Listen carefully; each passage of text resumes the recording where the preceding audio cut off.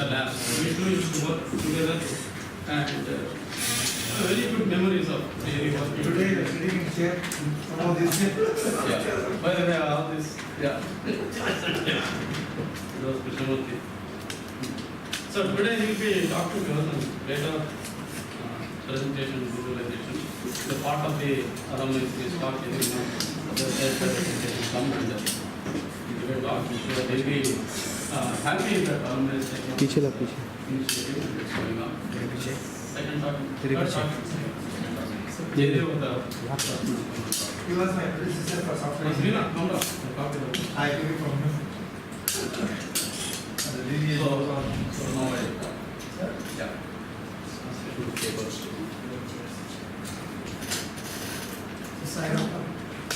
Also, that can you see the and figure it out not where you can actually see. Thanks how many of you have thought about what is data visualization? I remember 2 years ago, sir was talking about setting up a data visualization lab.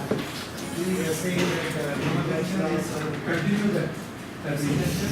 Probably set up here. So, the responsibility to move to this building. I think it's under the leadership of Dr. Guru, and we are planning to the data science lab. So how many of you are vaguely interested in data visualization? What is it about? How many of you have thought about it? Because I just want to know the context, because some of this might be, I might change some of the talk based on that. How many of you have actually thought about it? Yes? How many of you are artists? Sketch, you do it in the regular exam or you do it in class? Okay, so I just hope the artists thought that artists could have about data visualization, some ideas, some misconceptions, all of it is what I hope to address in this talk.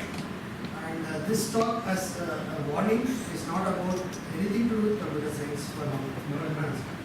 So it's not to do with programming, so you can sit back, relax, you'll see a lot of pictures next to us, 1.5 hours. Absolutely no programming, I promise you. But no art, Art is debatable. You can do your own art, that is fine. That's okay. I still scribble a lot. That's fine. So the idea behind this was, I got interested in this topic a while back, and when I started reading, I realized that the ideas I had about data visualization are completely wrong. And that's why I thought maybe it's interesting to share if you have some thoughts in down the future. I know that it's not part of the curriculum. The idea is not to integrate this into the curriculum. In all probably you need it down the line in your respective careers, including as a student, as a researcher. Some of these ideas are useful. The idea is to just get you thinking on where to begin if you want to study data visualization. That is my purpose. My purpose is not to make you do beautiful visualizations today. That's not the idea. Let's start with something you're all familiar with. I think the HIPC conference is in Bangalore this year. Right? It's December. So most of you are aware that your seniors are resident. Every year they attend, you make it a picnic, actually you all go together. You also attend the conference. Yeah, that's the problem. So you have multiple awards and you just confiscate all of it and walk back home. So assume that this year, I believe 6 of you are doing projects in HIPC. The whole class anyway goes because thanks to the course. So assume that each one of you individually, assume that it's the last day of the conference and the event organizers are announcing the prize. You expect it, but you still pretend you are surprised, but your name is called best poster award, best award. Okay, so you say, thank God, no, nobody is blaming that you broke the tradition. First thing is they are relieved that okay, I got this award. The second thing is there is an interesting twist to the conference.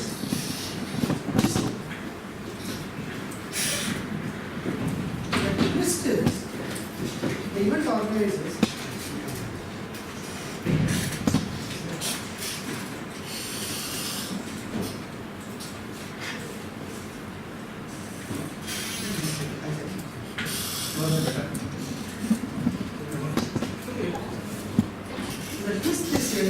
organizers have suddenly made a change in the price they give. Apart from the certificate, you have 30 seconds when you walk from your seat to the stage, and they say you have to choose now. You have a choice on what you want to take home, apart from the certificate. The choice is, you can either select a beautiful crystal vase made by the best artists. The best artists are usually in Surat or in Italy for crystals. So that's a very beautiful vase. It's absolutely brilliant. It's started with gems. It's just incredibly attractive. You can choose that. Or you can of course choose an iPad. Or you can choose a Kindle reader. All of you are aware of the Kindle reader. With the subscription for 1 year, every week you will get a free book of your choice. It will be delivered to you. What do you choose? First one, Mr. Lewis. Very good. Two. How many of you choose the iPad? How many of you choose the Kindle? How many of you try choosing more than one?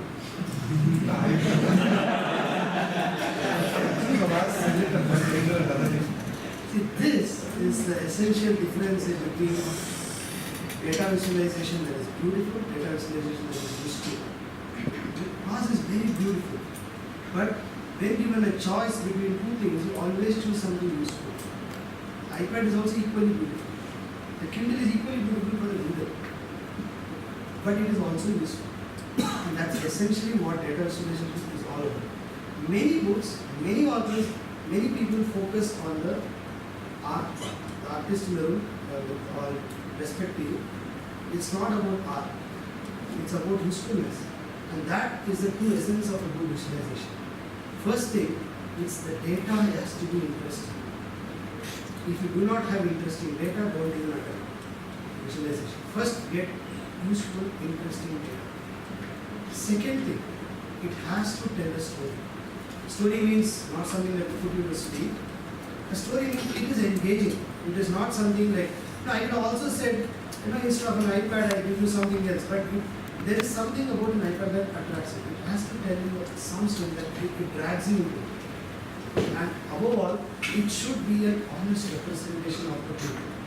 So you focus on honesty part. And when I say honesty, I will elaborate what I mean by honesty. It's not your immediate thing that I'm deliberately telling a lie. That's not what I'm talking about.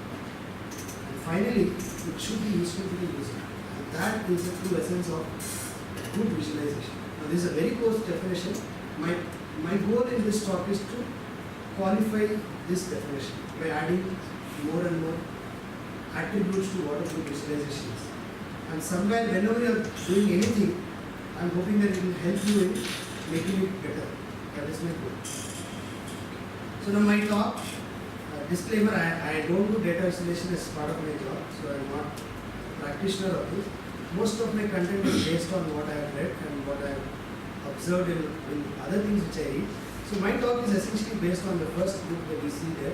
I have a copy of that here. It's I don't have this. So it's called Visual Display of Quantitative Information.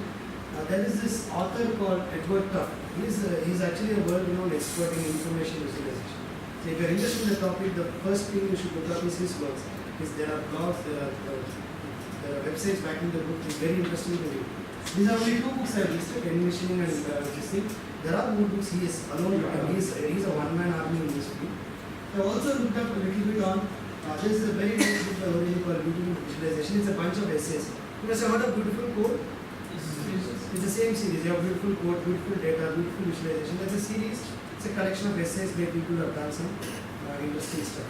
So these are good references to start with. My talk borrows heavily from that. That's why how much I borrow is reflected in the size of that. Most of it is there. This is probably, you won't see anything but what I talk about probably will be there. So let's spend maybe the next 10 minutes just enjoying some good examples. Really good examples of data visualization. Idea being that it will not just be we will learn something in the process. The first example is actually an example of what is called a data map. Why am I showing a data map? A data map is you put some data points on top of a geographical map.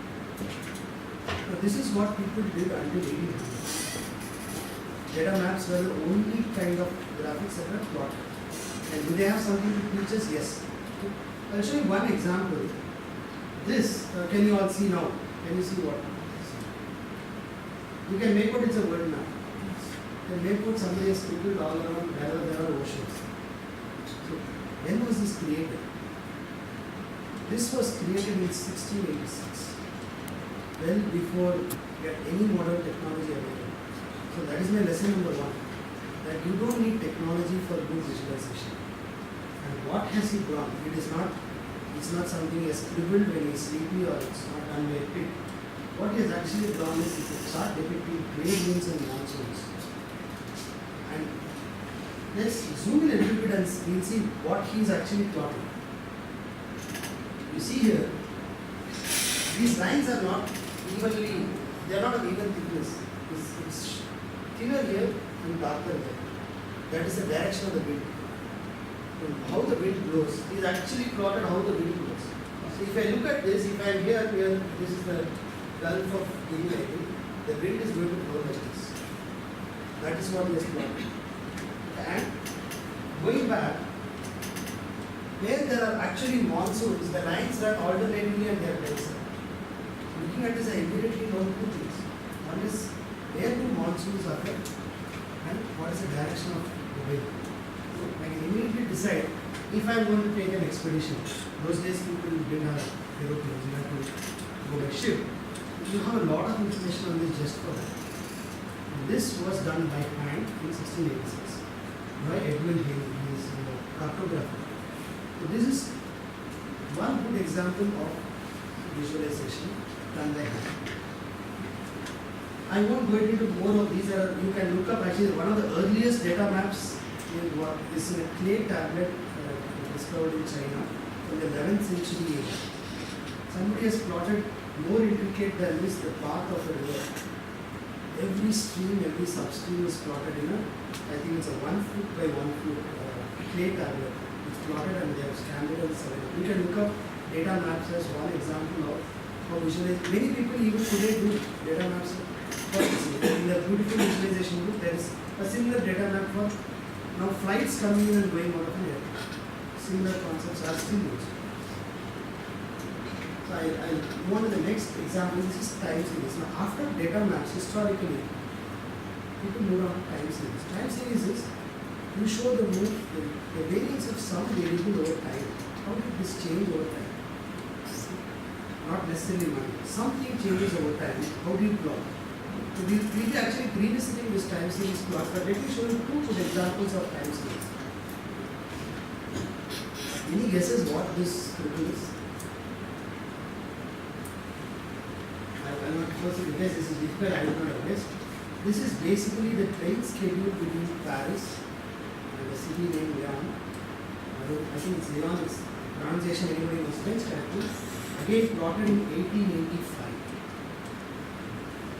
by artist called Fiji. So here again it is not just something artistic. If you look at the y-axis, the city names, they are not evenly spaced. They are spaced in proportion to the actual physical distance. And on top you see the time. So now that is, if I want to take a train starting at 7, say for example here, I will reach here at somewhere at 4:30 a.m. The minute I look at the slope of the line, I know the speed of the train. And if I want to know whether the train stops in a particular station, look for offsets in the horizon.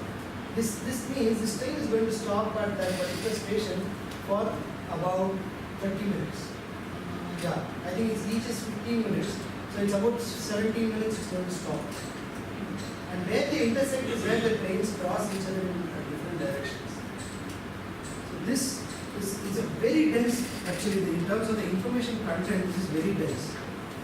You don't get it at a glance, but you don't need to get everything at a glance. What you are interested is, I want to know at what time there are trains available. Even today, if you go and look up our timetable, it's very dense to actually understand. This encapsulates completely whatever you want to understand. And the enduring value of this particular graphic was proven when in 1981, close to 96 years after this was made. So it's close to 100 years after this was made. They introduced a new train, the same rule. They use the same map and do a red line. Just to show that earlier the journey which would take about 9 hours, they cut it down to 3 hours. You will see literally a vertical line. You will not see a vertical line in the previous. Some of them were much more the same.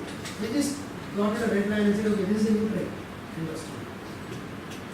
If something you create can be useful 100 years later, you have done something new. That is the enduring value of this. And I recently saw a student from some National Design Institute that has tried to imitate this for some trains leaving Bangalore, but it's nowhere equal to this. Actually, will it ever leave? That's a good question to ask. But overall, these are applicable even today. In my talk, I do not have the time to actually go into know. For each of these, when I thought about it, there are applications you can do the same visualization for some of the courses you study to help you understand it better. So it is possible. So what I would request you is not to close your mind thinking that this is for this purpose, this has no application in Bangalore. You can actually do something similar to this adopt these concepts in helping you learn your own topics better. It is possible. That can be something you do on your own. Third example of time series. So what is this? This was plotted by one of the founding fathers of statistical graphics. His name was William Playfair. He plotted it in 1822, even before the train schedule. William Playfair was actually an engineer by profession. He is a person who is credited with inventing the bar chart, the pie chart, the line graph, pretty much everything we see today. He was a person who invented. How did he invent it? It was actually not surprising to me that these were invented when I first read it. It never occurred to me that these graphs were invented. Okay. He actually published a book called The Commercial and Political Atlas for England. Okay. And in that book, he published 44 graphs. Of those 43 were time series, one was a bar chart with a lot of apologies saying that this is a horrible way of representing data, but I do not have data to show time series, so it's a compromise I'm making. He did not like the bar graph he invented. It is a plague of our times. Bar graphs are used for everything. And he himself said that it's a very inferior representation. And how do we do this? These are etched on copper plates. And if you're wondering, this blue color is what I added, go and read it. These were done by hand. They hand painted in those days. This was the original. This is the original. This is not a computer version of the original. This is the original. Okay. Imagine if today I am able to scan and give you this, what effort must have gone in the copper plate, definitely made. And what is the beauty of this? He has plotted 3 time series. So lesson number 2, we get back to that. Can you squeeze in more data into your visualization to tell a more diverse story? What are the 3 time series he is plotting? First thing he is plotting, the main point I will come to that, he is plotting these bars, these shaded bars, is the price of wheat. For how long? 250 years. So I said, you should have enough data. For 250 years, he has plotted the price of wheat. Price of how much wheat? It's called a quarter of wheat. And I didn't know that was a unit of weight. Quarter is equivalent to 12 kilos, 12 kgs of wheat. What is the price? Second thing, he has plotted the average weekly wage for skilled workers. Skilled workers would be your IT professionals out there. So they were masons and those were people who were highly paid in those days. What is their wage? That's the second time series. Third time series is the reign of kings and queens. The kings of England, that's what you see on top. Each of these, actually it's not very clear. This is George I, George III, Charles II, Julius I and Elizabeth. Those are the reigns of those kings. He has put all of them together in one plot. What was the point he was making? He didn't make it as a comic book. The point he was making is a beautiful point, because even today people miss this point. The point he was making was, if you see this, what is the impression you get? The first impression you will probably get is, oh my God, the price of wheat is shot. It's huge. The point he's actually making is the inverse. No other point in the past 50 years, the price of wheat was as cheap compared to a weekly earning of a skilled worker. that food is cheaper today than ever before. That was the argument was made. If I plot this alone, I will not get that one. And if I'm not looking for that, I want to see what is plotting there is. This is the price of 1 quarter of wheat. This initially is. If you actually think about it, this is 30. This top one is 30. This matches to 90. So that means for 1 quarter of wheat, I need to work for 3 weeks. Now do the calculation is not happen for you have to go much harder. The same quantity of wheat. And even today, many times when they plot price rise and other things, or income rise, they don't factor in these things. How are they actually related? Is it really difficult or is it hard? That is the beauty of this. Affordability and the price. Yeah, we'll get back to that point actually when we are going to talk about time series plotting in money. Okay, but this is another interesting example of a beautiful visualization. This book is available, you can Google it, you can see the other plots. I'm not going to show many more of playfiles, but I'll be showing a couple more. So this is time series. This is just I'm taking the x-axis is moving across time and plotting some variables. You can plot 1 or you can like it plot 3 and tell an interesting story. That is what playfiles is trying to convey. Let's see whether you can combine two of these together. Can I combine space and time? Can it be interesting? No. This is one beautiful example of a narrative of space and time. What is this showing? When was this plotted? 1864. I'm sorry I'm showing you very old examples. I'm being deliberate. To show you that data visualization is not about technology alone. It's about the idea you get in your head first. You can do it by hand if you want. What is this showing? It is showing Napoleon's disastrous armies. Napoleon didn't work, good manager said. He didn't work. So his march into Russia and eventually defeat. So the brown line is actually his march into Russia. That's Moscow and that is some place in this. Napoleon was France. I don't pronounce French. The width, see, it is actually plotting 6 variables. 6 variables are plotted in this one line. What are the 6? The width shows the size of the army. The movement shows the direction. Okay? And for both ways. The black line shows the retreat. Okay? These things show the movement of auxiliary troops. Typically you want to have a flank protecting you. That is this. At this point, these people went away. There was one thing, they went that way, I think there was probably some disagreement, I don't know what. One group went there and came back quickly. Then, this is plotting temperature. Why is it plotting temperature? How many of you are students of history, interested in history? Yes sir, you can. Because one of the causes of Napoleon's defeat was winter. One of the causes was winter. He didn't think that the Russian winter is that bad. They froze to death. And Russia, what they did, they didn't fight. They just cut off the supplies to the army coming in from France. They automatically died without fighting. Literally, that was the problem. And look at the size of the army. Look at, just compare this. It tells a pathetic story. At this point, it's probably, actually, it's given the numbers. These are the numbers. I'll show you closer. What is plotted is the actual size of the army. And this black is a retreat, and the temperature is plotted for the retreat. Why? Because in the retreat is what the temperature matters. These things take time. Is by the time they were midway into Russia is when the temperature started dropping. So in the retreat, if you see actually, this is a minus 30 degrees Fahrenheit or something. This is minus 3, minus 21, minus 11, minus 20. So that is plotted and it's actually mapped also. So it makes it easy for you to read. These are small things which make a big difference. The temperature here is actually mapped and this is the temperature scale. 6 variables are plotted in this graphic. This is called a narrative of space and time. You have taken a geographical thing and you have plotted time. I'll show you one more example. This is a close-up of the same thing. Just to show you that, see that the size of the army is there. It's 30,000 here. You can actually Google it. You find the image. You can stare at it for however long you want. The beauty there. This is today it's interesting, right? Why was it interesting? What happened to Napoleon? And I wish, first of all, I'm interested in history, but I really wish my history book had this instead of 10 pages about Napoleon. One graphic is enough. Which is what CGMs are used to do at the end of any course.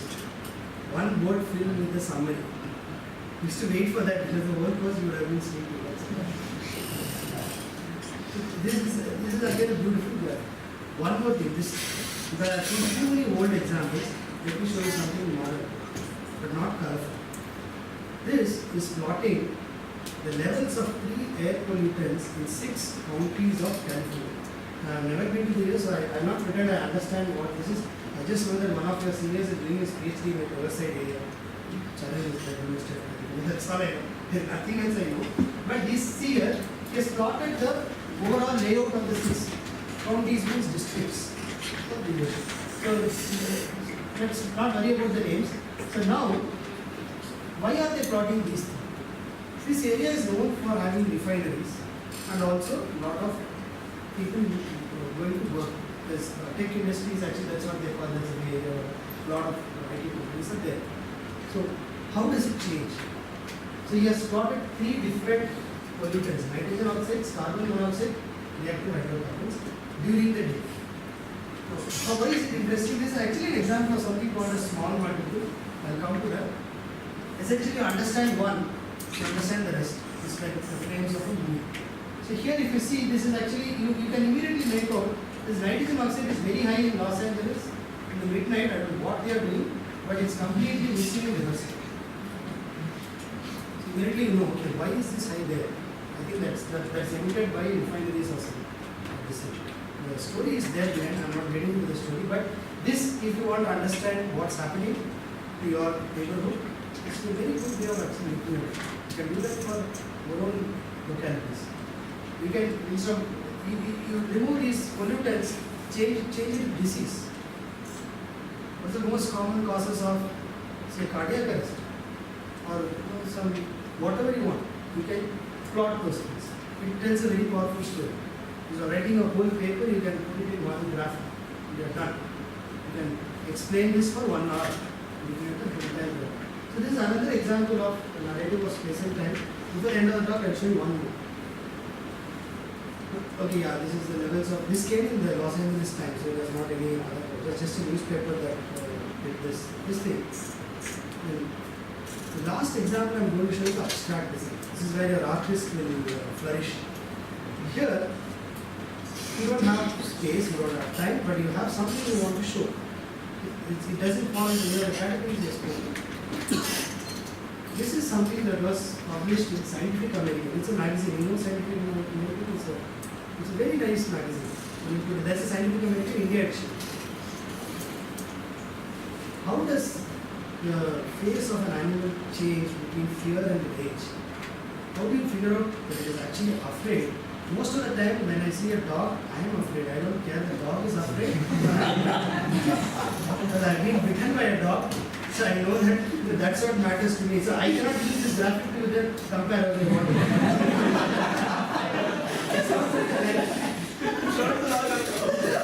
Because at least I conserve myself because I was bit by a dog in Brigade Road.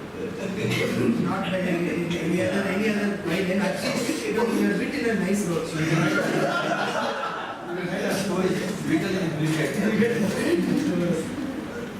But this is amazing actually, the way they are plotted. So you can make out that now, when it is fear, it's actually kind of clenching its jaws.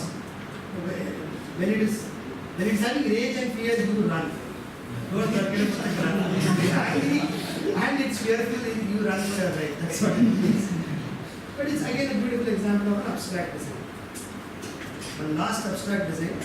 This I am not going to spend time on it. This is again by William Playfair. This is the very first use of the pie chart. Again, he didn't consider it to be a good way to show anything. He writes it very honestly. What is he showing?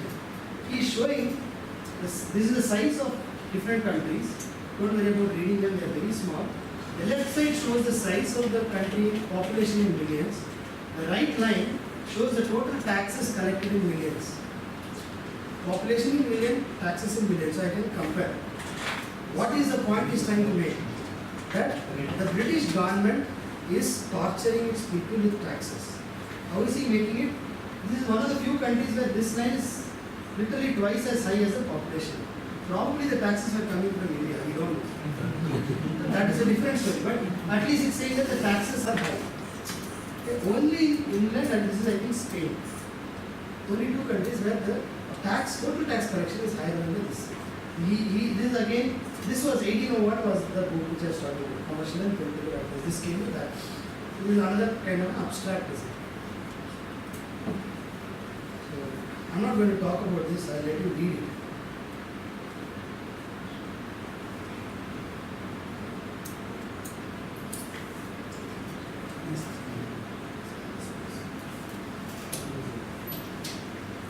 So it's already talking about optimization problems. So this is a very nice way the author, this is again from Edward Clark's book, just candid. It's a very beautiful way to remember what a good data exploration should be. It's hard when you're actually implementing, but try to remember what is it conveying any one of these attributes. So the summary is you should induce the viewer to think about the data, not about, oh my god, how did we do this? Not think of methodology, technology, okay? Artist to do it. The data should stand out, not the technology. That if that happens, then you have really created something great. So this is just to show you some good examples and correlate some of these to some of the concepts in the talk. So next I will talk a little bit about graphical integrity. You all know, right? It came in this month's Sanatana Survey also. Swami has repeated this many times about the story of Krishna and Arjuna. I don't know whether it was during the war or before the war or after the war. Doesn't matter. Irrelevant war. But Krishna and Arjuna are walking and suddenly Krishna points to a bird and says, Arjuna, do you see that bird? You all know the story. Krishna says, Arjuna says, yes Krishna, yes for everything. Krishna asks, when they are eyes, when they are brains, everything you are saying yes. Krishna says, God, you can make it whatever you want it to be, so I would rather tell that. Remember that story. Also remember that that kind of faith should exist only between you and God. It should not exist in the graphics you create. When you are creating a graphic, don't think you are Krishna. When you are in the audience, don't think the presenter is Krishna. This happens very often. It's more often than you think. So always remember this story when you are looking at a graphic. Should I believe it at its face value? Is it telling what it is, what the author is talking about? So, and I want you to remember this graph. This is the cumulative sales of a particular product. A very popular company. What it's showing is Q1 means quarter one. Quarter one, the year is broken into 4 quarters, and generally they finance people work with quarters. Okay. So this is 14 quarters, means you divide by how many years, it should be 3.5 years worth of this thing. This side is showing the total units of something sold, whatever it is. It's in millions. Okay. Remember this graphic. At the end of this segment, I will come back to what it is about. I will link up the Krishna, Arjuna, and the end of this. But here I am not talking about deliberate lying. Okay, that is very key. When I told about honest representation, I am not talking about the person who wants to lie deliberately. Nothing can help you from such a person. Okay, this is about inadvertently we create something that doesn't convey what the data tells. That's the only thing that I am talking about. And we do this so often that I thought, okay, before we get into the deeper topics, it's important to realize that we do it without our knowledge. And this is a very, very common misconception. When you start creating a graphic, today you will not have it because you are still a student-teacher relationship. You think you are a consumer, you don't think like a producer. But many times when you have to create a graphic, you think that I understand everything, how can I make it so simple to this person? He looks at it and wisdom dawns on him. So you always start creating with that mindset. And I have been guilty of doing it innumerable number of times. Always you start thinking that, how do I simplify? That is not always the right approach. The Napoleon's chart is not simple to understand. Unless you really pour over it with the lens, you don't understand what it's talking about. It doesn't give you the entire picture in one go. Neither does the price of wheat. Okay, real good visualizations expect you to put in some effort. You don't have to oversimplify things. And this is a huge misconception, right? It's graphics are for showing the obvious to the ignorant. And remember that when you create a graphic. So whenever you see slides like this with a dotted this thing, these are the foundations that I put in my title. These will be the only text slides that you see.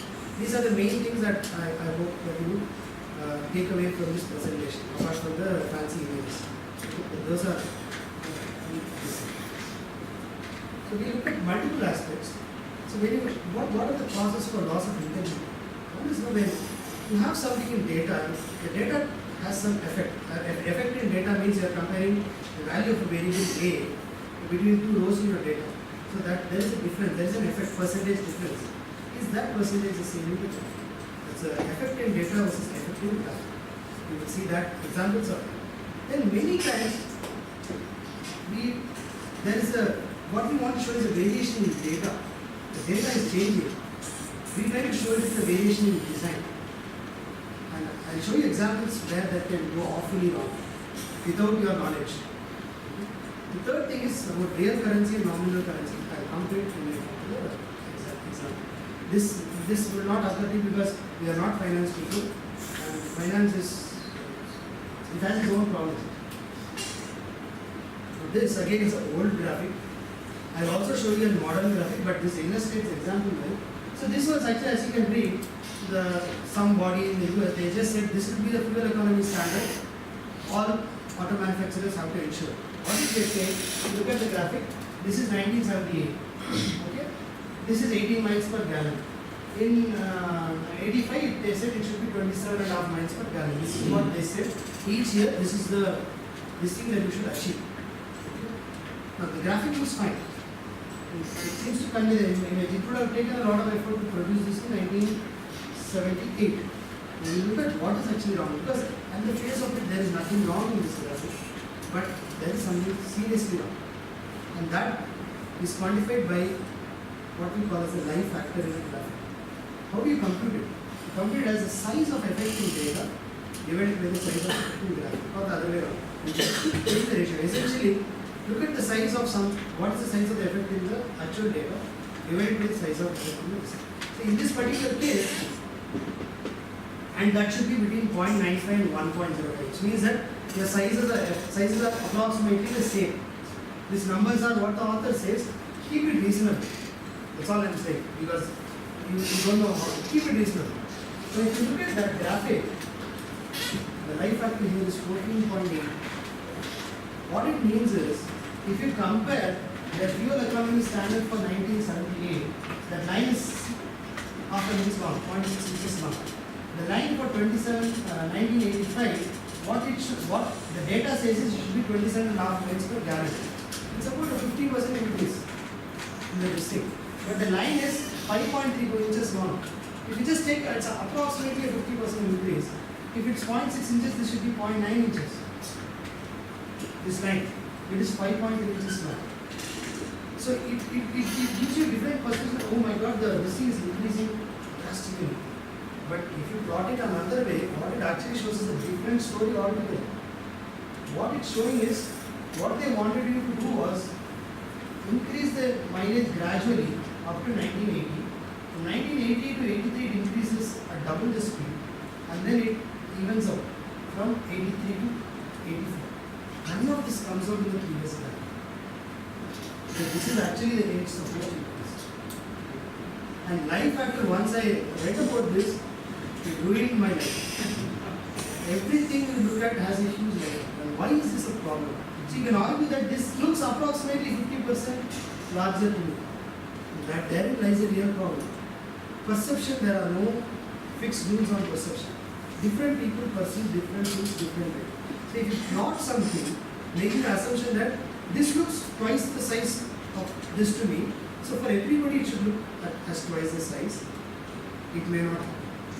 So it's better you stay away from such representations. If you want your people to get the right impression, choose a graphic which does not have such ambiguity. There is a case where you try to do something fancy but entirely lost out on the story of the data. Yeah, I'll show you one more example of life factor data. This is one thing, wherein the variation in data doesn't match the variation in the design. Okay, this is represented by life factor. The next thing is, yeah.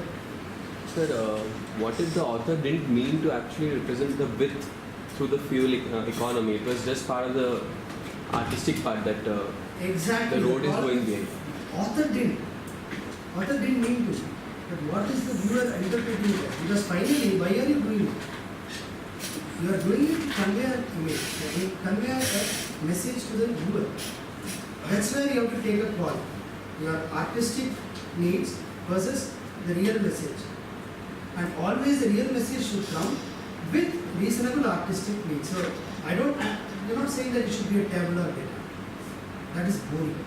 Okay, but when you are using look at this, the previous graphic, it does look artistic. Now the author has an example where he has put lots of fancy stuff around this. He's saying you want artistic, go ballistic. Put whatever you want around this. Frame it. But leave the data alone. But I don't have the image here. But I say political, other ones. Because they want to give the transportation department doing a great thing for them, so I think politically motivated. Exactly. Just giving a different perception to the public. Yes. Yes. So there is a term for that. It's called, what kind of journalism is it called? Sponsored journalism. No, sponsored journalism. Paid news. Paid news. That's essentially that. Okay, but we'll digress if you get to that. But that's a very nice point. It's always a challenge because the artistic department and the statistics department hate each other. So it's better if you are the same person. Like your classmate is an artist, it's better that way. One person does both. Otherwise, the artist thing it should be artistic. The statisticians want data, and it's always a fact. This is again a totally unintended this thing. It's a graphic. This is the best scan I could get out of the book. It's basically a disappearing baseline. What is disappearing? If you look at this chart, it looks all hunky-dory. It is the annual report of a mining company. Day Mining annual report. Looks all fine. Operating revenues means how much money I lost. Net income means whatever I spent, what was after my taxes and all that, that is the next income. And exploration and development expenditure is for new things. Okay, fine. And it all looks like okay, something is increasing, slight change, all fine. Okay. What you have to pay attention is loss is put in brackets. It's a financial convention. Negative numbers are in brackets. They don't put minus sign. And this is in bracket. This first bar. It doesn't give you that impression. It looks like something is increasing. How did they achieve this? When I first saw this, I didn't understand how they will achieve this. Okay, then I went to Excel and tried it. Okay, so this is that experiment. There is a blog post I can give you the details, but essentially this is the data I started with. I simply put, okay, minus 20,000, then 100, 150, 130, 160. This is the data I have. And this is the graphic I got from this data.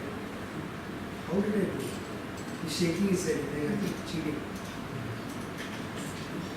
Any guesses how this happened? Data labeling. Not labeling. Not labeling. It's not labeling. It's a perfectly legitimate graph. I'll show you how. Anyway, good. What's happened? Look at the y-axis origin. Y-axis origin is starting at minus 400,000. So it is masking this. See, if the value here is minus 400,000, even though my highest positive value is 160,000, but it is masking the difference between minus 20 and 100,000.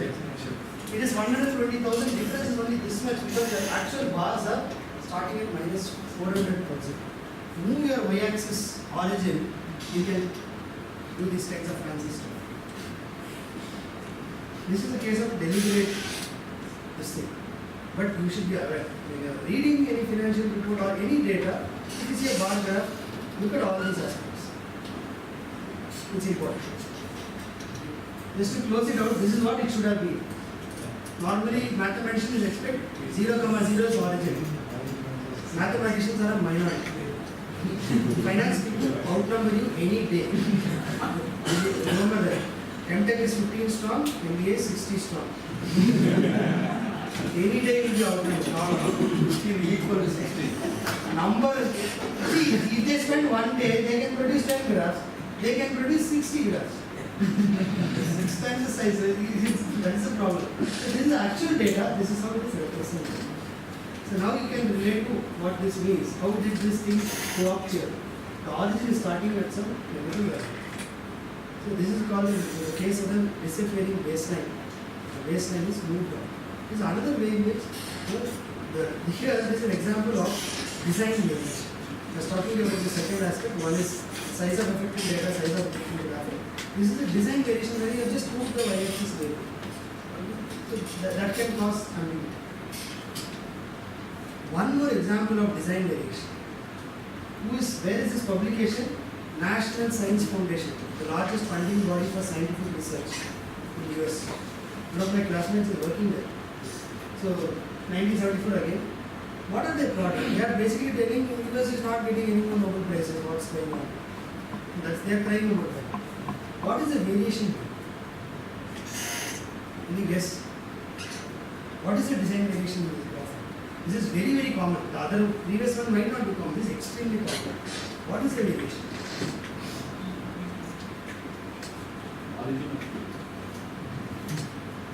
Look at this.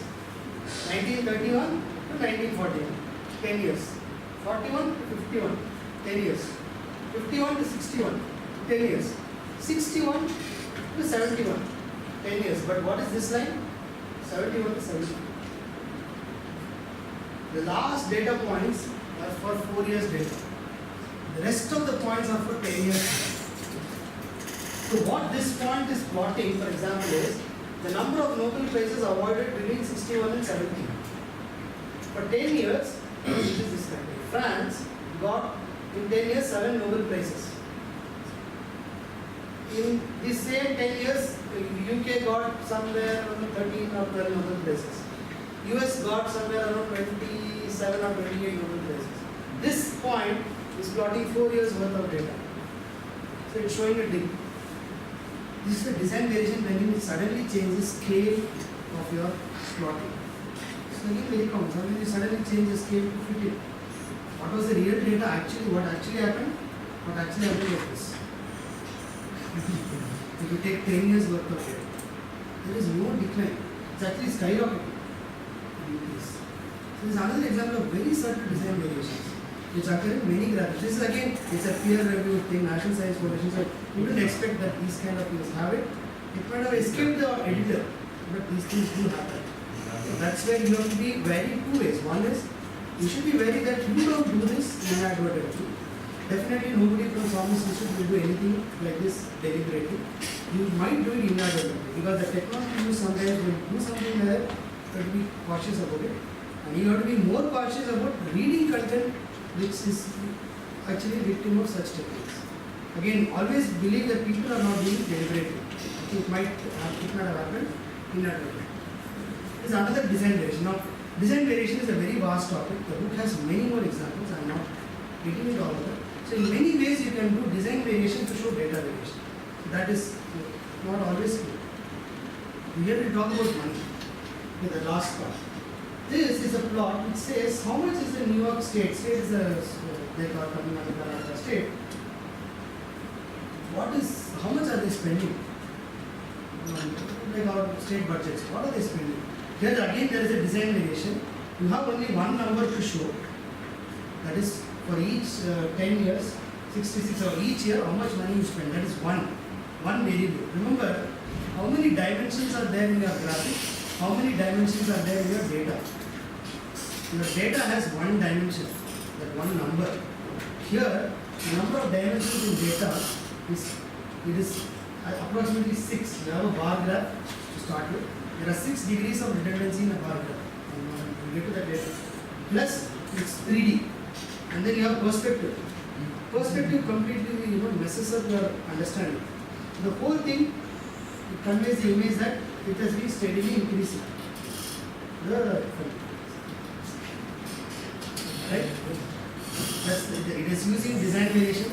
It is plotting more dimensions in graphic than dimensions in data, which you should be not doing.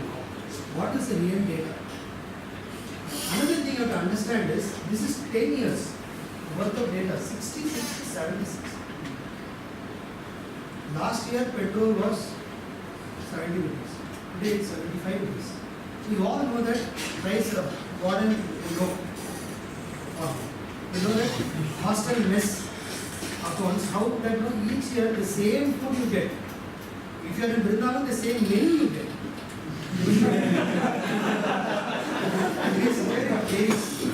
The same menu that was there when I was a student, it continues. But the price changes. Why? Because cost of things change. It's as simple as that. Things change except cost of computers, which keeps going down. But everything else changes. That is called inflation. Okay, now, those who know inflation, great. Those who don't know inflation, great. They are not impacted by it. Either way, it's great. But inflation is, it's actually used to refer to the term that the same things keep costing more. That is the price. Overall amount of money needed to do the same thing changes over here. And when you are plotting something over 10 years, if you don't account for it, you are compromising graphical integrity. So in any time series plot of money, you have to account for inflation. And that's what Playfair did in that. He said, compare the weekly wage at that time to the price of wheat at that time. That's the beautiful way which he did that. But here you are simply plotting in millions of dollars. That is in, oh, billions, oh great. Billions of dollars. 10 billion I spent in 76. Now 10 billion of 76 might be the same as 6 billion of 1970.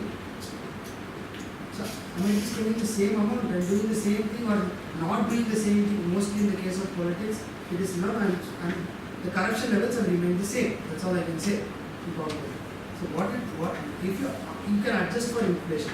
Adjusting for inflation is a separate finance concept, but it can be adjusted. Second thing, in this particular plot, what is the other variable that you have to adjust for?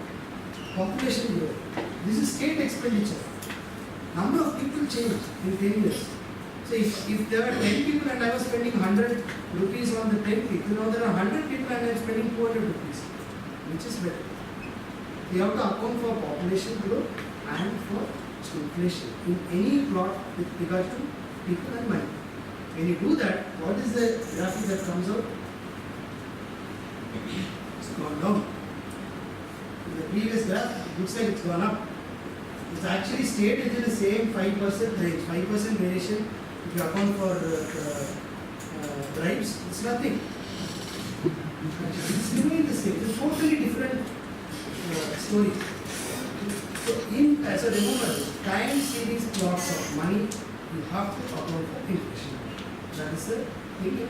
Because if you are doing data visualization, many times there will be money involved, you will show something always. Or in something else you are doing, if you are showing variability, always remember is that it's called confounding variability statistics. That is, you are showing a causality, but there is a different variable causing a change. Always remember that there is a confounding variable. In this case, it's inflation. So I am just putting both together to compare. So there is another kind of problem. I don't know if you will display now. Now coming to some model example. I am done with this segment. I told you I will show you some modern examples. I just want to prove to you that the problem has not gone away in 40 years, 50 years. This book, by the way, was published in late 70s. It's a classic even today. That's why many of the examples are 70s. The problem remains today, remains with the same publishers also today. He has used New York Times. I am also picking some from New York Times. This, for example, is from New York Times. The link is here. What is he plotting? He is making a case that people are buying lesser houses. But is it true? He is plotting over 15 years that 65% of the people own a home. Now you have not accommodated for what is the total number. Is whether 100 people in 1990, now there are 200 people in 1990. So 65% in 1990 was 65 people. Now it is 130 people. So that means the number of homes sold has actually increased. You are not accounted for that. Second thing, in the US context, you are not accounted for is, in the US you cannot build flats like you build in Patti or in Bangalore. There's a lot of regulation on new homes that can actually come up. So the question is, how many homes are actually available for sale to start with? You need to account for that. So you can take data and spin any story you want. Okay? That is what this is doing. It is simply showing a data. Now, while we are there in 2005, a lot of people now, maybe the job opportunities have moved elsewhere. That is reduced. So none of that comes out in the story.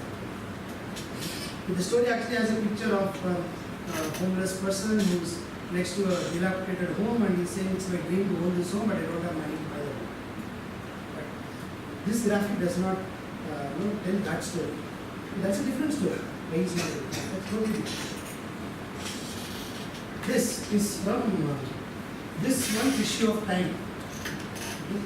It's my office library copy, so you can circulate it. You can just take a look. Maybe at the end of the session, I'll have to take it back because time is expensive. I think to each issue is some $1,000 subscription. And this is the crap they give for it. That's a different. So this is the issue of this is a question issue. It's called question and answer issue, wherein they ask a hypothetical question and put some fancy graphics to answer that. Now, what is wrong with this? I have written what is wrong. You just read it. Okay, before that, I'll just explain. America is a debt economy. I'm not explaining what is a debt economy, but they have 18 trillion in debt. Okay, 18 trillion is 18,800 billion, which is 180,000 millions of dollars. That's the debt they have. So they said, okay, this much money we have in debt. What all can I do with that? So they said, okay, $3.3 trillion, I can do 1 year of healthcare spending.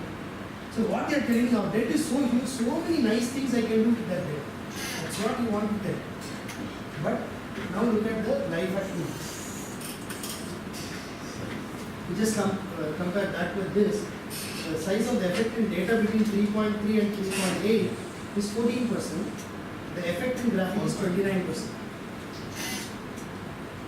Now this number you see here is basically because they couldn't put this text for the blue bar. This box is for this. So it continues this kind of problem. So before we wrap up, we started with the graph. What is this? Who is selling what? It's the sale of Pani Puri at Disney. Quite likely they made that much money, but what was the sale? This is a thing that Apple does every year, and every year they get hammered in the press. Okay, this is the cumulative iPad sales. Steve Jobs did, it continues to be done by CEO continues to do it. First of all, what is cumulative sale? It's a meaningless number. What you are telling is, you started selling iPads in this year. You sold something like say 10 million or whatever the number is, 3 million. Now in this particular quarter, let's say you sold 10 million. No, next quarter, say first quarter you sold 3 million. Say next quarter you sold 6 million. The data point is plotting 6 million. You're adding up whatever you sold. How does it matter? What you sold? You're adding up whatever. So that is the problem. Even in your CAE marks, it doesn't get added up. You finally convert it to 100%. You don't keep on adding it up. Right? That is what this is doing. Not only that, Apple being famous for not having jagged edges. It's paranoid. They are paranoid about it. Even in their graph. Look at this. The actual graph was little jagged. They simply made a curve. This is not the data. I don't think any linear regression will give you this. This is the actual data. Even if you do cumulative sales. But actually, if you look at what they sold, it is this. In each quarter, what was sold was this. Totally different picture it gives, right? It gives a picture that you are just skyrocketing, and a company like Apple doesn't have to do that. They are sitting with something like $70 billion in surplus cash. So they can buy out most countries. That is the amount of cash they are sitting with. They really don't even need to do these things. They continue to do it. So when Apple is something, it's a company that everybody respects. So when you look at it, you will believe it. That's why I wanted to point this out. Even Apple does this. So this is a summary. I will pause here. I will not read it out. Just take 30 seconds. This is what we spoke about in graphical intelligence.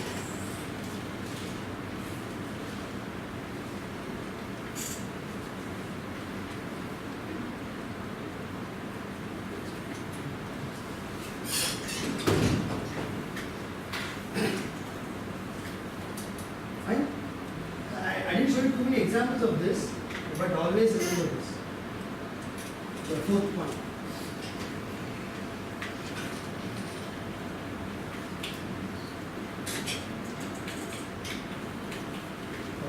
Move on. The next segment will be on some solution. We have told enough about problems, what we could do. But I didn't want to highlight problems. What I wanted to highlight in the previous section was ideas ideas to be aware about. So we don't think that design variation versus data variation, it will occur to me naturally until I read this book. See, that is the reason why I wanted to.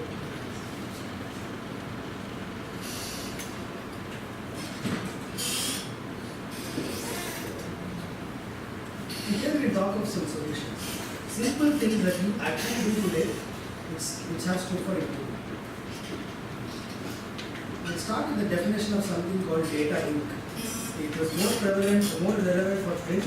It's also relevant for digital displays. What is data ink? It is ink that represents data. I got a question, brother. I want graphical display. Anything that does not represent data is not data ink. I'm not saying it's not needed. What I'm saying is, now we are going to make a separation. When I look at a graphic, how much proportion of it is actually showing data? How much is showing decoration? That is data ink versus decoration. So that is, we call it as data ink ratio. How much percentage of inside, I'm not telling you go and compute.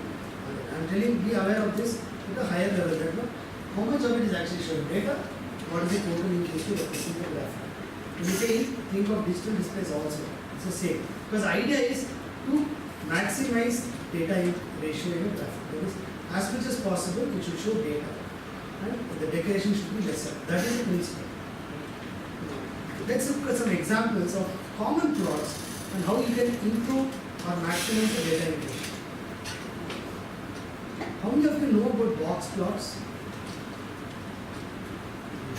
It's a common plot in statistics.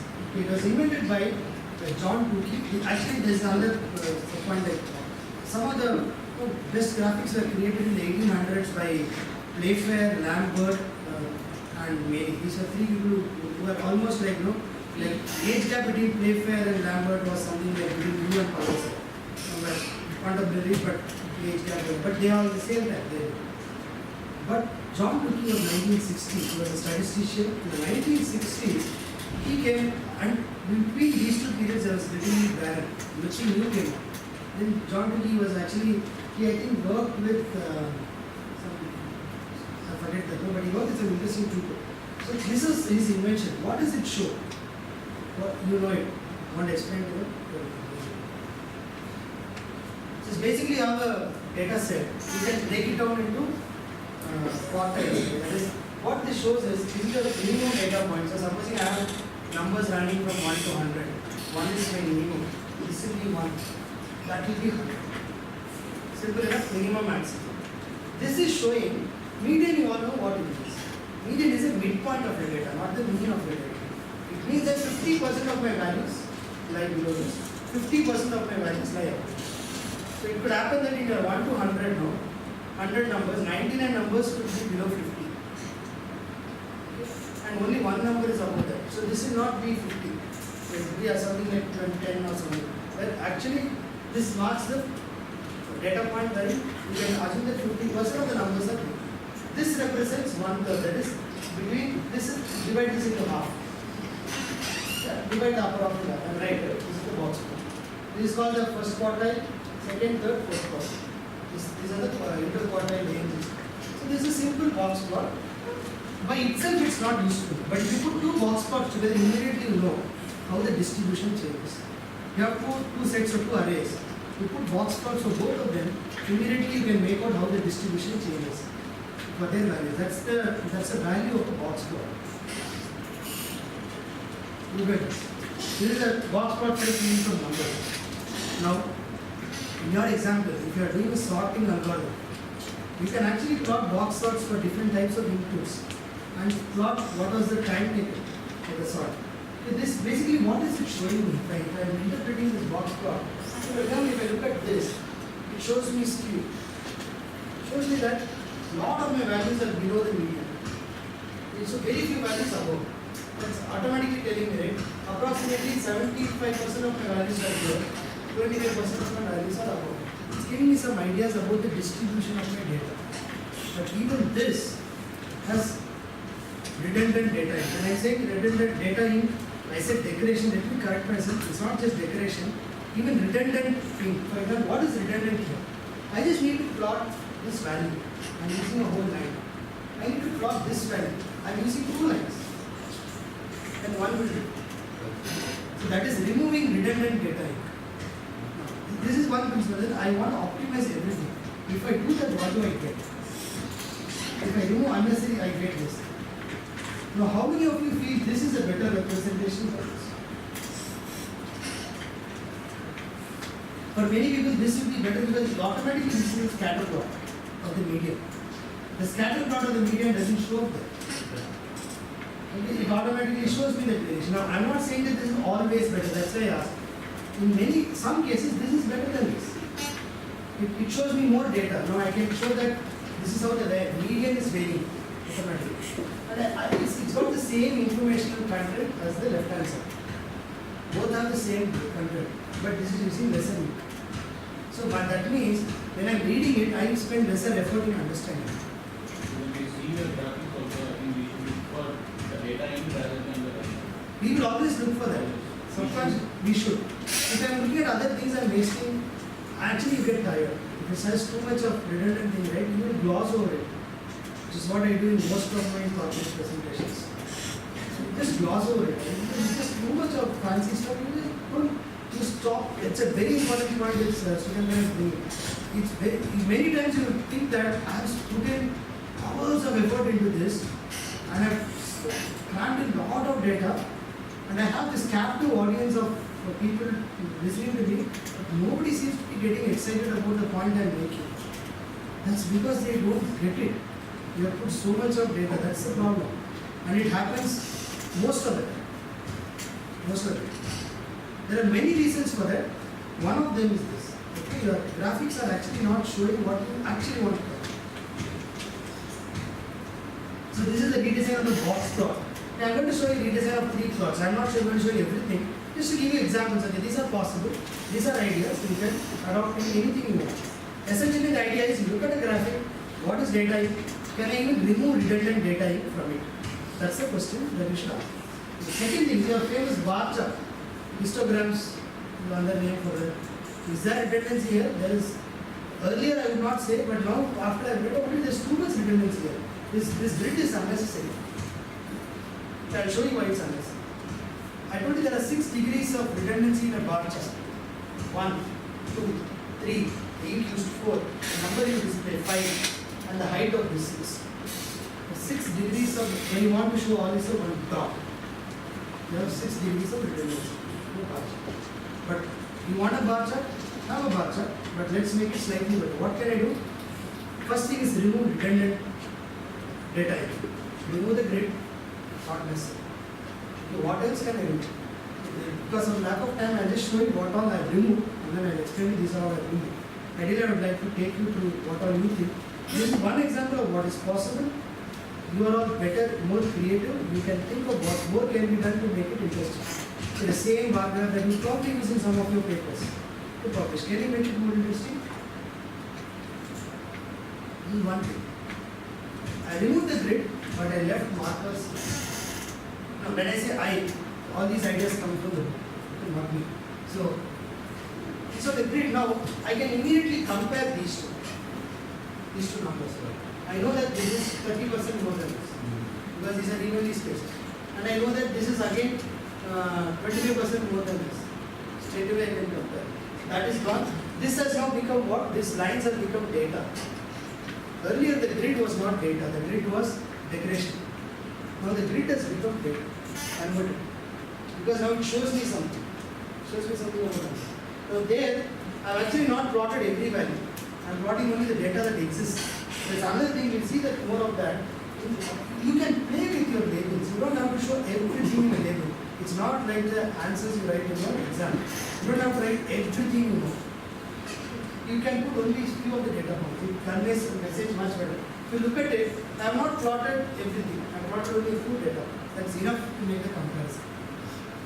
This is one example of how you can improve a bar chart. Here we have adopted 2 things. One is remove redundancy and convert certain things into data. Two principles are. This is something all of you do. Scatter plot, how many of you have done? How many of you have started writing papers for your HIPC or something? Because it's very commonly seen in papers. Can it be improved? Now with the knowledge you have, in the last half an hour.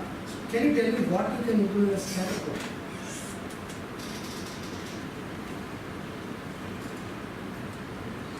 Any one answer?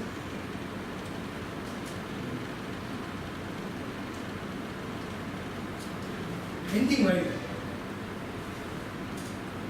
Remove some dots? Colors? Huh? Who said colors? It's interesting when you said colors. An interesting point about colors. Remember, statistically, 10% of people are colorblind. Well, color impact. They can't make out differences between colors. They can make out differences between shades of a color. When you're using colors, always remember that. If that statistic is right, there are at least 3 people in the room who have vision color problem. It may not be here, but in a large audience or you are publishing it, remember that you have to be aware of these things in publishing. 10% of population world over has color problems. So what can be improved here? Size of Oh, yes, sorry, size of the dots. size, okay, one thing. Then, yeah, the size is like this big and maybe small. Actually, it didn't come to me naturally. When I read it, it's like those things which come and, this is great. I hope that is the impression you get at the end of this. First thing, I removed the origin. Not for that reason, which I showed you. The origin is gone. What is this showing you? It's actually showing the real minimum and maximum in your data. So the first thing that has happened is your axis, which was not data. Why am I saying the axis is not data? According to graphic, they say only this is data. This is all supplementing data. This is not data. Remember that. Axis is not data. This is data. Okay? So I want to convert this into data. What do? I draw it only from the min to max. Immediately I know, okay, what is the variation of this? Now can I take it one step further? This is called the bivariate scatter in statistics. 2 variables, scatter of this. One step further. Can you guess what this is? This is frequency distribution of the same variable. So instead of actually plotting a line, I'm not plotting a line.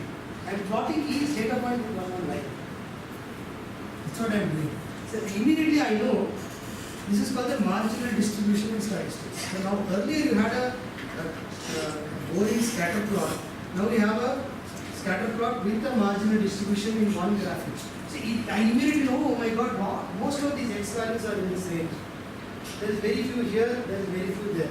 This is called the marginal distribution. I have plotted both. So now, tell me, is there any redundant data in this graphic? Apart from your point about the size. Everything is showing something. The labels are data. Label is marginal distribution. Inside is the bivariate scatter. So this is rich with data. This is one example. So I'll show you one graphic where this is actually used. I'm sorry about the quality of this. This I did at the office lens app on my phone. The others were scanned with a regular scanner. This looks a bit mistake. This was actually used by Daniel in the application of statistics in industrial experimentation. Look at this. He has actually plotted only the values. You can see that. And look at this beauty. This is the histogram for the y-axis. That is plotted here. So you can actually pour over this and draw multiple conclusions. That makes it interesting. Instead of saying, oh, it's a scatter plot, I know what it is. So lots of things are there. It was really used in one of these publications. So this is called the dot dash plot. Because the author actually, he invented it, he called it the dot dash plot. This is something you can use. See, even the line, the regression line account, it could be treated as a redundant or it could be treated as an additional information. For example, the scatter plot which you showed before, if you made one regression line, that would have given the trend of the bivariate variation. But regression line, I would think is data because we're trying to show the in the improvement of those other scatter plot, the bivariate. Why you are not taking a regression line? No, actually that's what I think the intent was not to leave this alone. regression line is equal to data, you are just showing the improvements and you can do the access. It's not about this. This is data, you put regression line, that is also data. What was useless before has become useful. That's a nice way of putting it. That's exactly what you have done. First point is, why not have regression line? Yes, that is data. It is not Regression line design is like an inference from the inference from the data. You are giving the inference. It's an inference from the data. In fact, it will be more interesting to give multiple regression lines which actually are equally possible. Because are they telling a different story? See, regression line is optimization. We say that, okay, which line will best fit this? Now, can I give you 3 lines that fit within a variation, within a delta acceptable limit, but they tell a different story? If I am giving you 3 lines, both of them 3 but slightly different story, that doesn't matter. But can 3 different regression lines be fitted, which can lead different conclusions? That will be interesting. Because you can say this data you can conclude A, B or C with this degree of error. Yeah, the previous plot from one question. There are too much about data on that. Fitting a regression line could be itself is a difficult problem. Which line will fit? Yeah, it could be. So if we had a line plot instead of a scatter, wouldn't we have inferred the same thing instead So of many times with the line plot, you are only giving an inference. You are not giving the data. Same thing you just said. The regression line is your inference. Sometimes I don't want to give line the plot connecting the dots? see the line plot connecting the dots will just look messy. But the other one, previous one is We connect all of these. The point is that when you connect it, now remember one thing. Is there a connection between these two? When you draw a line like this. No. Like where it approaches to the next point to the next. next. That's what. So you are making a causal connection between this and this. Yeah. That may not be a correct connection to start with. They are not connected at all. What I am trying to plot is variation of this with this. When you connect it, you are giving a different dimension. For example, if this was one point, the next point was actually this. Example. You are showing something decreasing, which is not at all. Okay, your point is y is actually decreasing. Yeah, But it might look like a nice sequence. The scatter plot may not be the right sequence in which it has occurred. Not The price of the commodity could be varying differently. Or we need to plot like this. It's not a time series plot. It's a simple spatial data plot. So if you connect to the neighbor one, as though it has appear as though it has been changed from this value to that value, but this may not be the case. But very interesting point there. Remind me in one of the appendix slides, there's an example of what you asked. They have done it. Plot. It's a fractal. That's why I couldn't scan it that well. Because the scanner resolution was interfering with the resolution of the plot. But I have that example. It's a New York Times weather plot. Remind me to show it to you. Like, very interesting point. What happens if you connect? I didn't think of it the way you asked me. Okay, I removed it from the main deck because of the time constraint. I'll show you there.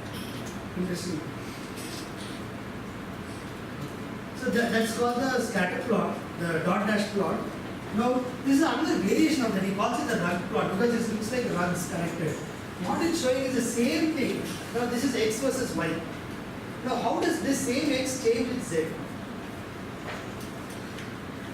Get the point? X versus y. How does x change with z? This is z.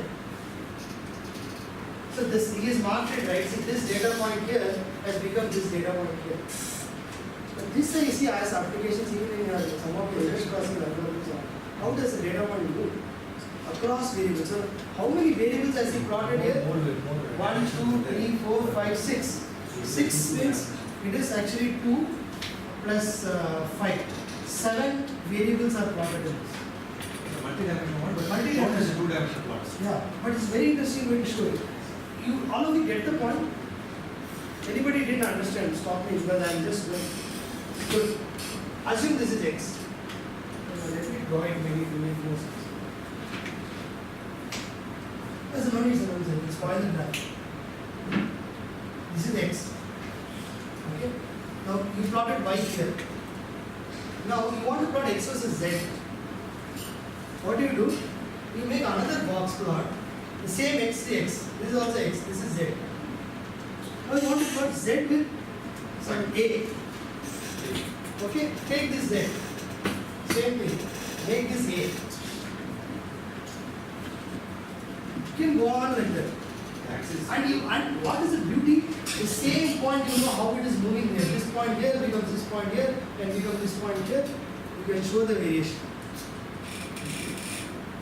So that's called the run plot. So this is another way where you have actually increased the dimensionality of your graphic. You're showing more dimensions. The same extension of the run plot is this. It is showing first of all the marginal distribution and the bivariate scatter. Plus it is showing across multiple variables how it is changing. And that makes this interesting. Now, it is interesting only to somebody who wants to pour over that detail. I agree, it is not appealing like a graphic view, but it is showing a lot of data. You can understand things. If you are clustering along maybe this will be exactly. That's what I was thinking. That it in some of the technique, because we deal with multiple dimensions, dimensionality is high in many of the news processing algorithms. You can use this. While I'm thinking it's applicable, you may not directly need, but we are making a conference presentation. Standard ways you can show the pseudocode, you can show the end outcome. Something like this stands out. Okay? This way. I will look it the other way around. Most often what happens when there is an IEEE transaction paper, we just blindly believe what the author is saying. But actually if you look into those graphs, you can actually find all sorts of paths. And write one more paper. Which would be a It is an opportunity for you to fix the problem. Or get more problems. And then you put it in a way so you can sell your point. And this is the end of this segment. Again, summary slide I won't read. You. I wish it was graphical. I wish the summary was graphical. I deliberately left it like this. This is the takeaways.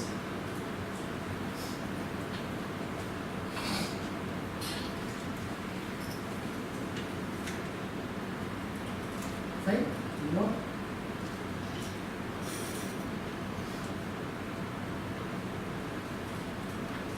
Yes? Anybody who should pause?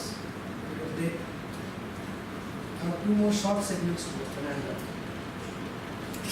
the next two are shorter.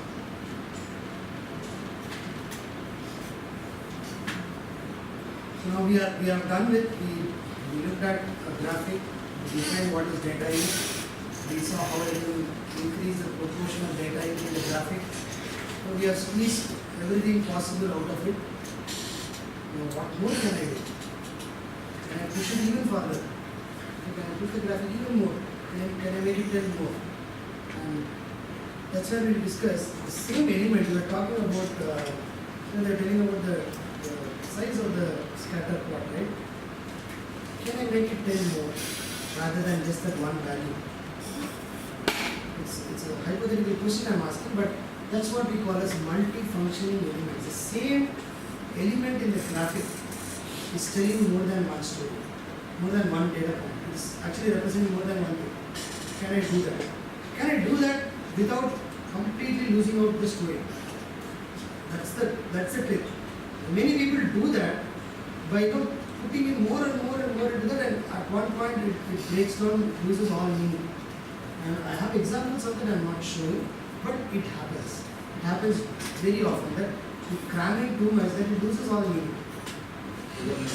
Over the C++ Information overload. Information overload. It happens so often. It loses meaning. That's not what I'm talking about. I'm talking about meaningfully doing this. Again, start the definition. We define data in ratio, life factor before that. One more definition. What is a data measure? This is a simply hypothetical. This is just this definition is data and you have the element that represents the data. Two different things there. So the element that represents your data in the graphic, I'm going to call it data measure. Okay, that's called a data measure. I'm going to make the data measure do more than one.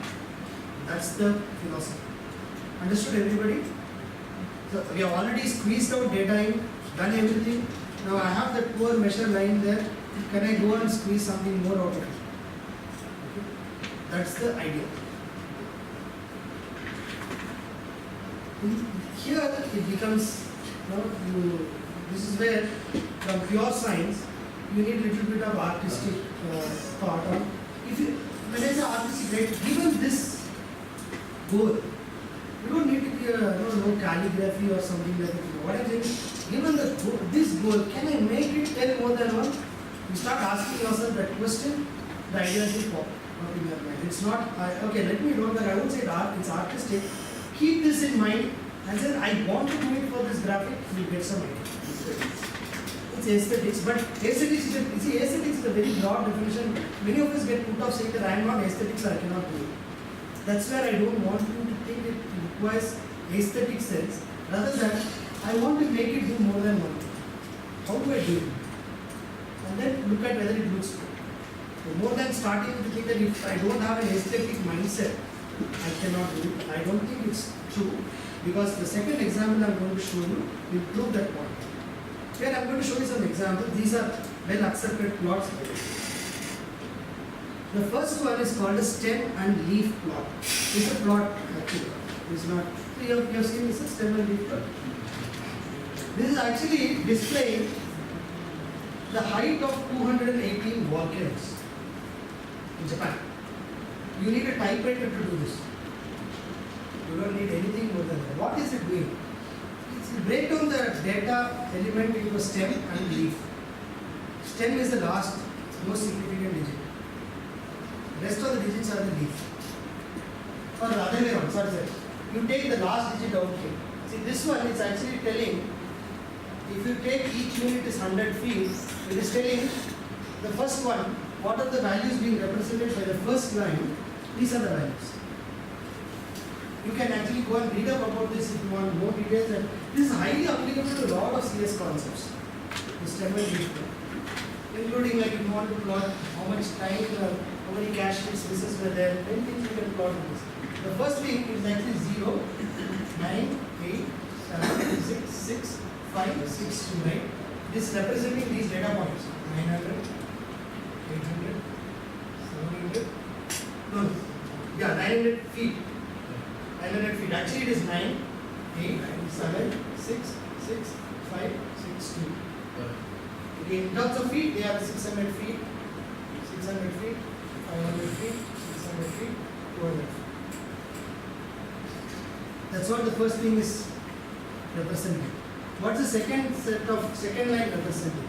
The second line is representing these data points. Second line is 971. This 9771963.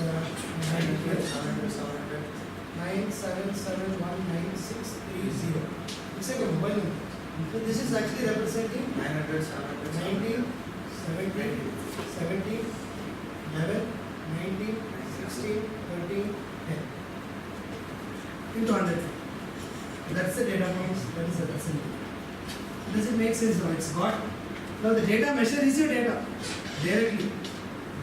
Plus, it is telling me a histogram. I can immediately know that most of my volcano heights are in the 200s. See that? Second, third line. Most of my volcanoes are in the 200 side. That conclusion might be enough for me. I am not worried about 260 and 270 feet. But I can draw that conclusion from it. When you plot a histogram, it's never going to be as interesting as this. You see 2000 feet, 4000 feet, that is the conclusion. Correct. 19,000. The 9 is equal to 900 feet. So you have to multiply by 100, that number. When it comes to 2, It is 26. 26 into 100. 2600. Sorry, 2000. Sorry. That is 1900. Correct. So this is hundreds, right? So immediately move to thousands. Yeah, basic maths. The last one is 193. Yeah, That is 90 something. 19,300. So okay. So this is the step. Give an example, 90. Please, 90. So now, remember this, you can actually, it will be an interesting application of all the courses you have studied. Can I adopt this in summarizing something there? That will be a very interesting thing to try out. This is called a stem and leaf plot. The second example is even older, done with the typewriter. This is not done with the typewriter because I'm sorry I missed the reference to this. I'll add it where I picked this up. So the next one, It's a very interesting graph. It actually shows the American divisions in France during World War I. Okay, between June 1917 and October 1918.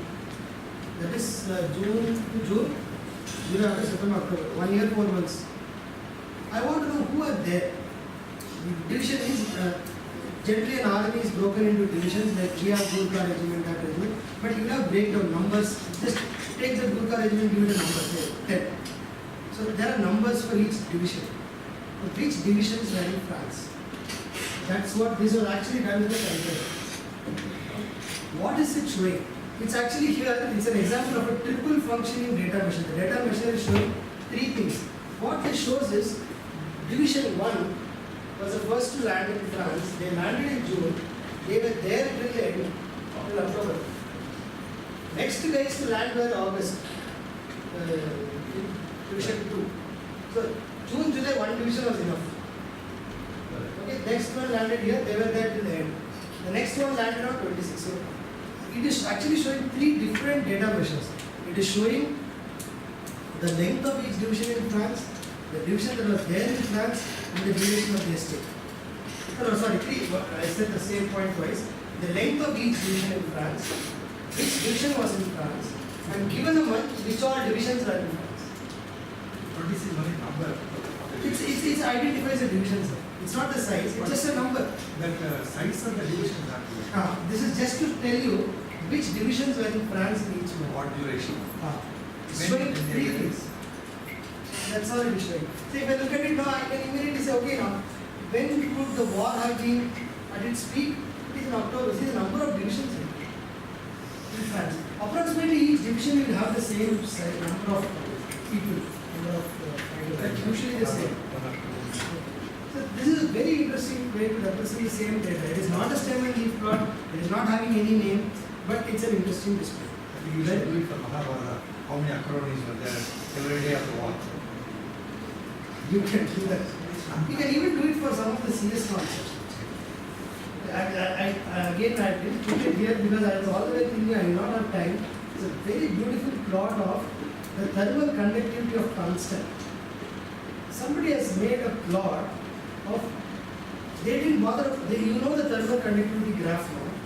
They have taken how many studies were done on finding the thermal conductivity of tungsten, and every study is mapped on that with a different graph. If time permits, looks like we might have certain reminder for that also. I will show you an example of what can be done with these ideas.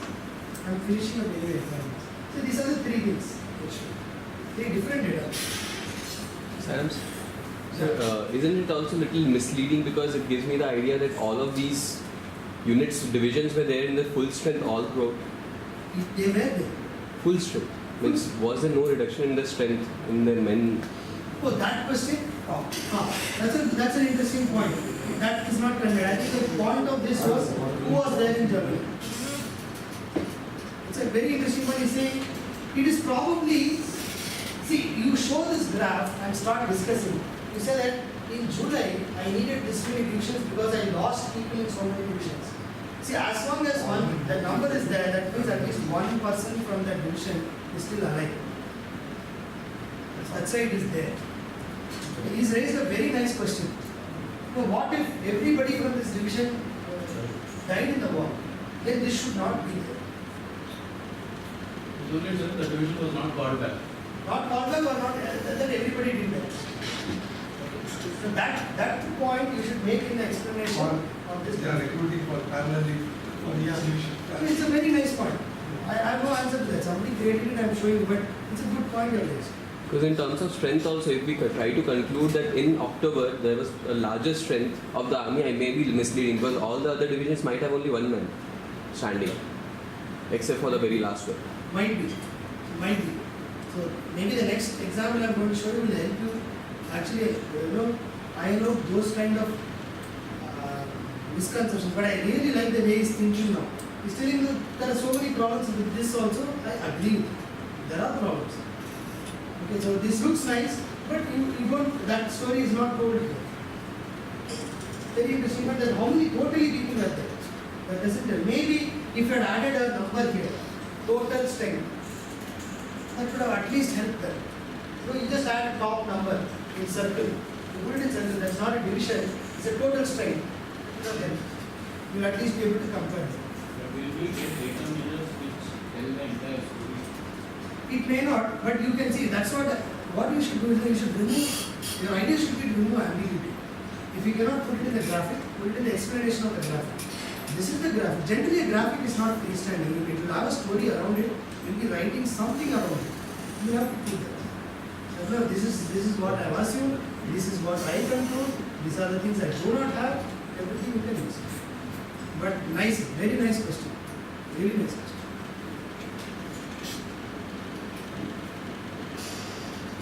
Smiley faces. It's a name for them. Not the smiley, there is actually something called Sherlock faces. So you might get your Sikagra's used to around this. This is basically the list of faces of PhD students in the university. The different emotions over the PhD. So it's basically a brilliant idea to represent multi-dimensional data. There are limitations in its use. There are lots of skepticism in Sherlock phases. Where it's applicable, it's very nice, but applied wrongly, it's not nice. What is it showing? Basically, they realized that with evolution, we have a very sharp sense of distinguishing between facial emotions. I can make out differences which are subtle. Can I use that to represent multiple dimensions? If I look at one face, okay, as per the original proposal of Sherlock faces, one of these can represent 18 different data elements. So now I have looked at, I took a data measure, that thing is showing me 18 different dimensions. I can plot 18 dimensions of this in one face. What are these? The size of the eye, the tilt of the nose, the size of the mouth. Okay? Then I can draw a ear, I can show the size of the ear there. I can draw a hat. If you look at this, the size of the cheeks. See, this is bigger, this is smaller. What does it do? I know that something is wrong. This guy looks like he's smiling. This guy is definitely not smiling. So, what does that smile represent? I got to know. Those are the 18 dimensions. I can plot with Sherlock. So what the author is trying to convince here, first thing is he already used he always uses the range for the axis. Origin is not going to do that. He says that, see, the very least I can do is I have 18 dimensional data and I just am interested in outlier detection. I know that this is an outlier, this and this. The rest of them look similar, but here is an outlier. I can use with 18 dimensional data, if I plot it, I can make out an outlier. This growth. So this is the only thing in my talk I'll talk about something that you can actually do with programming. This is from flowing data. This is actually a very nice resource for data visualization by Nathan Young, who is a data visualization expert today. He wanted to actually do a visualization of the face of crime in the United States. He wanted to plot different types of crime. There are various types, murder, theft, robbery. Theft and robbery is different. Like you steal a bank, you point a gun and steal, or you want to simply slap somebody, whatever. It can be a traffic violation, that's a crime. Okay? Failure to pay honor a check is a crime. You take all of those and be plotted for each state. Okay. Now he has given a lengthy article there. This is done with R. R as a package for Sherlock faces. Yeah. Okay. And he has plotted it. He has given the article talks in detail about how to get at this with the data also available. You can play with it. Okay. And it's more than 18 dimensions because he has used a cap here. Does something stand out for you?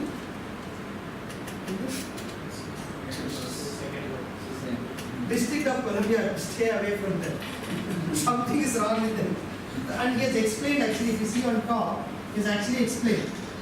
Violent crime will be like this is property crime, and which attribute. I am not getting into the details, but you can go and pour over this article here. My point being, this is an example where a data measure is really on steroids. One data measure is showing 18 different things. Okay, that's brilliant. Applicability is restricted, but there it's applicable, there. You can do that. So that's what he has explained what each, and in R you can assign, okay, I have 18 dimensions, which aspect of the face should be assigned to which dimension.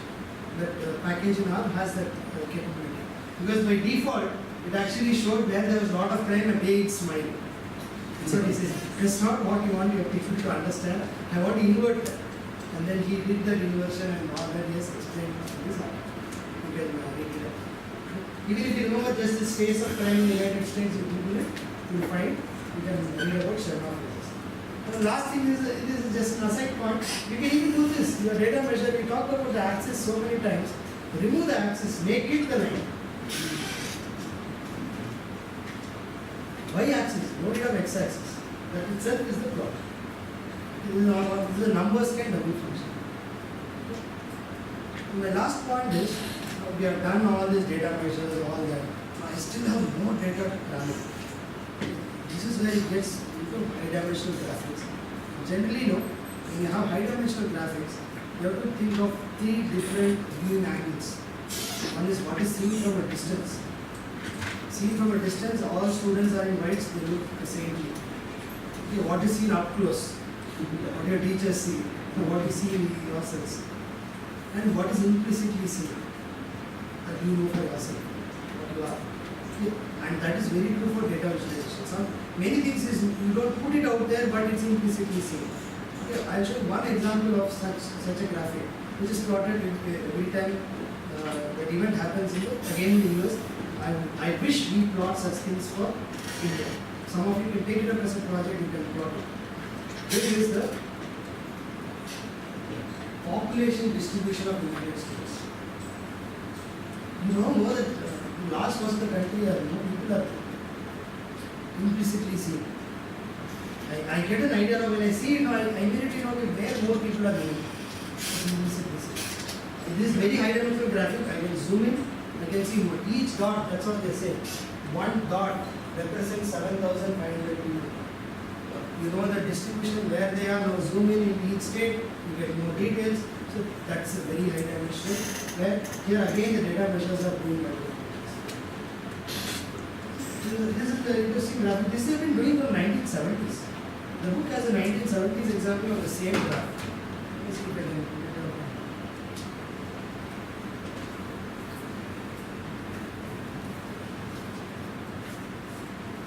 1970 they did. They've been doing it. I didn't scan 2 pages, so I just pulled the borders. That's the end of this segment. One more, very short, 5 minutes. 12 o'clock. Yeah, I'm done. It's 12, right? 5 minutes. Now we see graphics which one. The next thing is, now we have moved on from basics into really high resolution graphics. So are there some principles that will help you high resolution graphics? Yes, they are.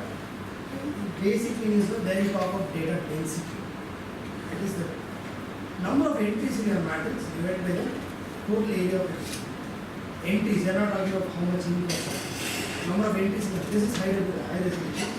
And here there is no guiding principle, but remember this is apparently some studies have proven that if I force you, you can resolve up to 0.1 millimeter. So respect the capability of your viewer to make those resolutions. So quick example, this is again an example of a small multiple which shows you fix all your variables, one of them you vary. Advantage is you understand one, then you look at only the variation in the rest. It's called a small multiple. So this is 23 hours of pollution in Los Angeles. That's what is plotted. Los Angeles is a data map. Okay, that's what I told you. One more data map I'll show you. It is showing pollution. See, you know that in the middle of the day the pollution is really there. It's an example of a small one. And another thing is, this is invented by again Edward Tuck. He calls it as a spark line. Essentially, the idea being, right, instead of putting one number, when you do a blood test, it tells you your blood glucose level is 60. Whatever. Instead, show a trend next to that. How has your value been in the last 10 years? Can you show, or how has value for anything? This is again, he calls this as a spark line. This is the stock market price. This is the currency conversion. So instead of just showing what is the value of dollar in euros, he's also showing a variation. This plots around 240,000 numbers. Plotted images. So this is called a spark line. Another example of the same spark line is, this is very interesting for you. This is actually showing the win-loss data for a particular sports team. Okay? If you win, it's up. If you lose, it's down. Okay? If you are playing a home game, it is having a bar underneath. That is, this means this particular thing, say, there's a bar underneath. This was played in your home, like IPL, Bangalore. Royal Challengers playing in Bangalore, they won, it will be up and this line will be down. Red means you are held to a draw in your own place. That's what it's showing. Again, this is representing hundreds of games. I can get. Huh? Yeah, but he has written what it means. I think you are held to a bowler's draw or something. Okay, I'll check that and even forgetting the red line, essentially this is another example. See, the sparkline funda is you integrate graphics with text. That's what he says. Usually embedded in the full context of words. I put it there. I don't need a separate graph. This is where I am going to stop. I was telling you, it's not necessary that you do all this for outside CS. You never know what this is. Actually, sparklines.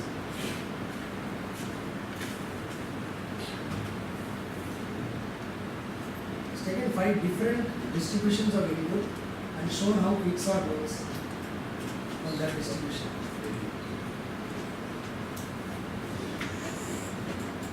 So I'll stop here. Questions? 5 minutes.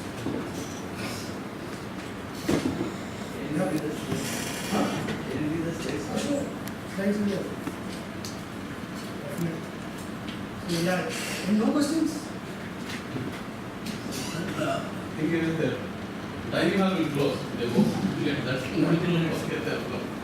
yeah, it was a really refreshing talk, right? I'm sure all of you have enjoyed the way you have interacted all that. I dare not thank Kichu because I have to go for lunch with him. So I'll but otherwise, just one point I want to mention is many times with our chaser, we had the opportunity to sit and then go through the presentations of final and tech and other things that defense all that.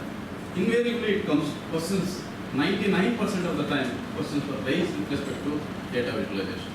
So from that point of view, this presentation you have a lot to you have a lot to take from this presentation. Pay special attention when it comes to displaying your results. Because that's where people finally won't raise questions. Any professor coming from IIT or IISc, they will stop you that right there. Okay. Keeping that in mind, the department has introduced towards the pre-presentations. Just to, and most of the time some students, they hear whatever faculty say and they go back to the same presentation there and get stuck in the same part. This we have seen umpteen number of times there. In spite of In spite of being warned by. Okay, so I think we'll stop here. Thank you. Yeah. So you just take a lecture. So